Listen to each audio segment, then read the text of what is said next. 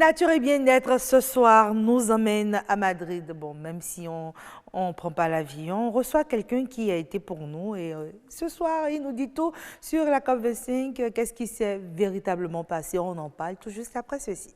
Ils sont encore là pour mesurer l'engagement des États à réduire leurs émissions de gaz à effet de serre. Après le renoncement de Chili en octobre dernier, l'Espagne accueille la COP25 et Madrid, sa capitale, porte une autre casquette, la capitale mondiale de lutte contre le changement climatique. 2 semaines de nouvelles négociations pour enfin faire entendre raison les pays du Nord, grands pollueurs de l'humanité. La COP25 a aussi pour objectif à atteindre l'application de l'article 6 de l'accord de Paris. Il demande de mettre un prix sur le carbone, d'arrêter les subventions sur les combustibles fossiles, d'arrêter aussi la construction de centrales au charbon d'ici 2020.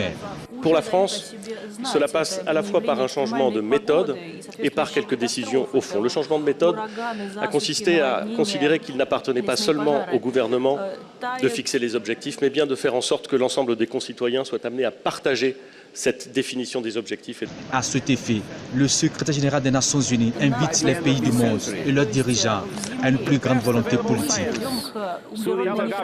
La COP25, la dernière avant 2020, l'année de la mise en application de l'accord de Paris, mais quand on jette un coup d'œil sur le rétroviseur, les pays les plus responsables du dérèglement climatique n'ont pu augmenter leur objectif de réduction d'émissions de gaz à effet de serre.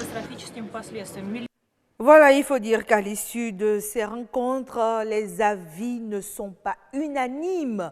Pour beaucoup, c'était une COP de trop. Pour beaucoup, on aurait dû rester chez nous, véritablement. Qu'est-ce qui a changé? Yasmine Damata, ce soir, c'est elle qui conduit Demain de Maître, la rubrique Nature et Bien-être. On la reçoit royalement. Yasmine Damata, bonsoir. Bonsoir, Agnette. Comment vous allez? Toujours la pleine forme.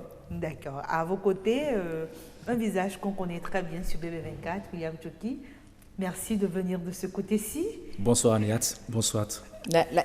L'avion a atterri quand déjà? Hier soir seulement. Merci. À Madrid, c'était chaud. Non, il faisait 6 degrés, parfois jusqu'à 3 degrés. Non, mais avec les débats, est-ce qu'on sentait réellement cette fraîcheur? Bon, dans l'enceinte, c'était à peu près à 12 degrés du centre de conférence. Mais quand on sort, c'est le froid, vraiment, c'est intense. Mais comme l'a dit Anya tout à l'heure, les positions, c'est mitigé. On se demande la COP25, est-ce que ce n'était pas une COP de trop? Je ne dirais pas une COP de trop, mais je dirais peut-être que les fruits n'ont pas tenu la promesse des fleurs. C'est vrai qu'on était parti à la COP25 pour pouvoir ratifier l'article 6 de l'accord de Paris, qui permettrait déjà l'année prochaine, 2020, d'opérationnaliser l'accord de Paris, ce qui n'a pas été fait. Mais quand on prend l'article 6 dont on parle, c'est de 1 à 8. Les points d'achoppement, c'est 6.2, 6.4 et 6.8. Donc, par conséquent, 6.1, 6.3 et les autres sont passés. Donc, en fait, c'est là le point. À ce niveau, on demande en fait aux pays d'augmenter leur volonté de réduire l'émission de gaz à effet de serre. C'est là qu'il n'y a pas eu d'entente. C'est pourquoi la plupart parlent d'échec. Mais je ne parlerai pas d'échec parce qu'on n'est pas parti, ou du moins on n'est pas revenu sans un accord. Oui, il y a quand même un accord qui est sorti, même si on aurait voulu avoir plus. C'est peut-être ça. Ben, vous savez, aujourd'hui, les pays développés, c'est comme je vous disais quand on préparait cette émission, ils sont à un niveau de développement. Aujourd'hui, avec l'article 6 dont on parle, on demande à ce que les pays développés, je vais essayer de caricaturer quoi, ils sont pas à ce niveau-là de développement. Oui. Et nous, on est là. Donc, on leur dit, OK, arrêtez-vous là, nous aussi, on va rester là. Mais ils disent qu'ils ne peuvent pas rester, qu'ils doivent continuer. Mais nous, on dit aussi, nous aussi, on va continuer justement. Parce que nous aussi, on veut atteindre leur niveau. En fait, il y a un problème de développement entre les pays développés. Oui. Il y a une course qui ne dit pas son nom entre les pays développés. Tout le monde veut être puissant, premier de la Terre. Donc, par conséquent, ils ne veulent pas, ils n'arrivent pas à s'entendre sur ce niveau-là. Donc, quand on voit un peu tous les moyens de déplacement dans les pays, quand vous allez là-bas, vous prenez le métro, c'est avec quoi? C'est l'énergie fossile. Donc, par conséquent, je ne suis pas sûr que ces pays soient prêts à arrêter l'émission de gaz à effet de serre. C'est vrai qu'on dit, OK, on va plafonner la chose, mais ce n'est pas aujourd'hui qui le feront. Mais vu que chaque année, ils se disent non, qu'ils promettent, mais ils ne le font jamais, est-ce qu'il faut encore une COP26? Il faut une COP26 parce que si nous n'allons pas discuter, vous savez, la Terre, elle est une. Hein? Oui. On n'a pas une autre Terre sur laquelle on peut aller. Oui. Si ça capote, alors c'est nous tous qui partons. Alors, est-ce que parce que c'est eux qui émettent et que la conséquence tomberont sur tout le monde qu'il faut se taire? Non. Il faut aller discuter avec eux pour leur dire, voilà ce que vous causez comme problème. Qu'est-ce que vous proposez? Nous, voilà ce que nous décidons de faire. Vous aussi, qu'est-ce que vous voulez faire? Si nous restons dans nos coins, mais ça va nous frapper. Vous savez, eux, ils ont les moyens de s'adapter rapidement. Nous, on n'a pas ces moyens-là. Oui. Donc, on sera le plus frappé. Donc, par conséquent, il vaut mieux aller vers eux, discuter pour qu'ils ravisent leur position. D'accord, mais si vous permettez, moi, je me demande de quelle marge de manœuvre nous disposons pour pouvoir leur faire comprendre que, d'une façon ou d'une autre, quand eux, ils continuent leur développement, c'est sur nous. C'est nous qui payons les pots cassés. Vous savez, à la COP, c'est des grands groupes. Si.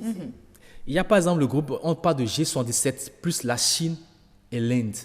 Quand on prend la Chine, aujourd'hui c'est un pays qui, sur le plan économique, est en train de vouloir dépasser même les États-Unis d'Amérique. Alors quand ces pays disent, quand ils tapent du poing sur la table, alors ces pays développés s'arrêtent. Ils disent, alors là, ces gens-là, il vaut mieux qu'on respecte ce qu'ils disent.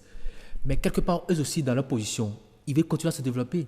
Donc, au même moment qu'ils sont avec nous, ils veulent aussi se développer. Oui. Donc, c'est une position parfois difficile à prendre à leur niveau, mais c'est à nous de tout faire pour s'entendre avec ces pays, Inde et Chine, pour leur dire, OK, il faut que ces pays développés-là arrêtent l'émission de gaz à effet de serre pour qu'on puisse respecter la loi qu'on s'est unanimement adoptée. Et là, on pourrait respecter cette émission de gaz à effet de serre. Quelles seraient donc les conséquences de cette position mitigée qu'on a dit à la COP25? Non.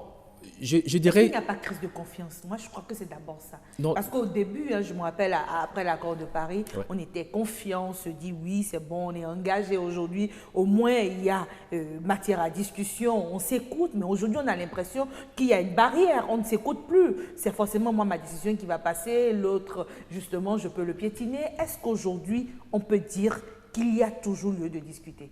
Oui, il y a lieu de discuter, c'est ce que je viens d'expliquer. Il faut qu'on discute, si on ne discute pas, c'est nous qui allons partir le plus tôt. Peut-être qu'ils vont rester un peu plus longtemps plus que nous. Mais nous, on ne veut pas partir plus tôt. On a les mêmes droits sur cette terre-là, par conséquent. Donc, il faut qu'on parle, il faut qu'on aille, discute avec eux. La terre nous appartient à nous tous. La terre n'appartient pas seulement aux pays développés. Alors, par conséquent, s'ils nous disent on doit aller n'importe où pour discuter, on ira là-bas pour discuter avec eux. Donc, par conséquent, on ne dira pas que les COP, c'est la balade. Non, ce n'est pas la balade. Les gens ont raison. Oui, les gens ont raison de dire parfois que c'est la balade parce que c'est un lieu de rediscussion, parce que c'est les intérêts. Quand moi, je dis par exemple, j'amène quelque chose sur le marché, que je vais vendre ça peut-être à 100 francs et que vous me dites que voilà, moi j'achète ça à 115, alors il faut qu'on s'entende pour que moi je ne pète pas, pour que toi aussi tu ne pètes pas. Donc c'est un peu ça le problème.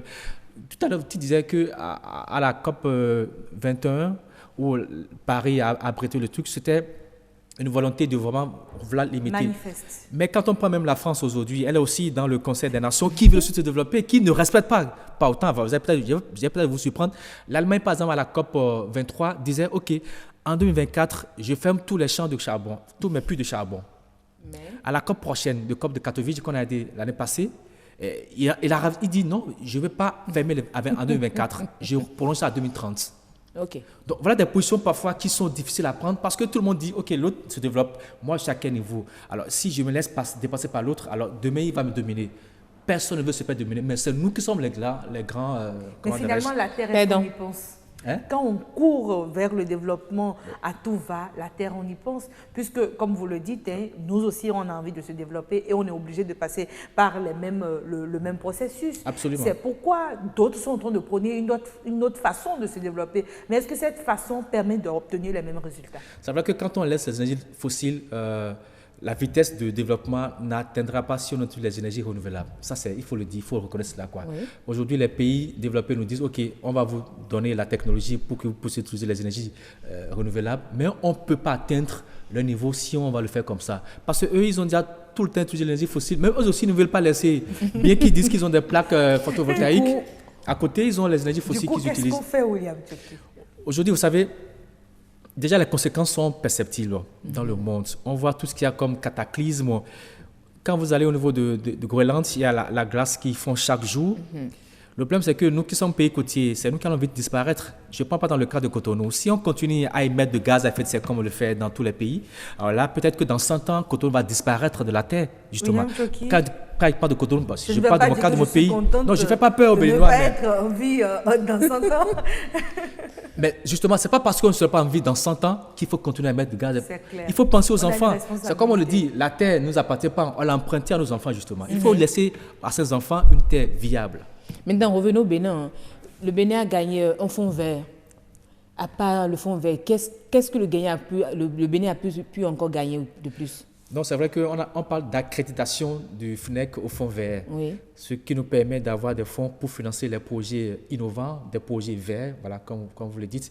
Ceux qui sont des jeunes, enfin les jeunes, j'allais dire, qui ont des projets qui sont dans le domaine de protection de l'environnement, ils pourront concourir au niveau du FNEC, le Fonds national pour l'environnement et le climat, pour gagner, avoir des sous et pour développer leur projet. À part cela, il y a quand même des petits accords qui ont été signés. Avec la BOAD, avec la GIZ, avec d'autres structures. Le Bénin a quand même signé de petits contrats. Peut-être que ce n'est pas aussi gros que les gens le pensent, mais on a quand même ramené beaucoup de choses. D'accord. Qui sera servir pour le Bénin? Si, naturellement pour le Bénin, parce qu'on est parti pour le Bénin, on n'est pas parti pour d'autres pays. On peut dire alors que certains pollueurs ont payé? Non, ils ne pourront jamais payer à la hauteur de ce qu'ils ont fait. Ça, là, il faut le dire. C'est vrai que c'est comme vous gâtez quelque chose de 1 million et que vous me donnez 100 000 francs. Ça ne remplace pas le 1 million. Donc, c'est un peu cela. C'est du saupoudrage que ces pays développés nous font.